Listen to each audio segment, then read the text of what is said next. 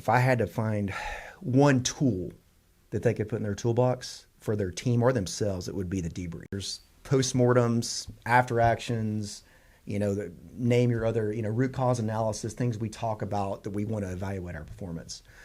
But I think the key with what we call the fighter pilot debrief, and was something we hold near and dear, because after every mission we did, whether it was a training sortie, combat, we always came back, went in a room, shut the door, rank came off, because we walked in that room, all we were doing was going to dissect our performance so that we can develop lessons learned to perform better. All it is to drive performance, to evaluate performance and ultimately develop lessons learned. So, first of all, obviously the fighter pilot, from day one of Air Force pilot training as a young student. So with us, it was a culture, it was a way we did business.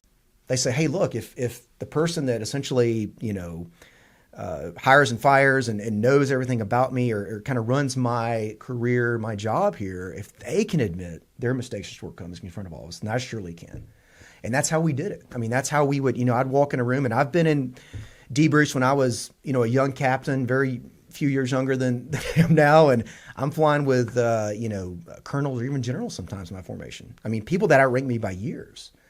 Not only did they welcome, but they expected us to point out their missteps that day, because they knew that was the only way their team was going to get better. And they knew that was going to eventually potentially save lives one day. So you've got to, as a leader, again, set that tone of accountability by first displaying yourself. And I think that's the most powerful way to do that. But then it goes back to as well as consistency, how you debrief, when you debrief, right, and just making that a way of, of how you do business essentially.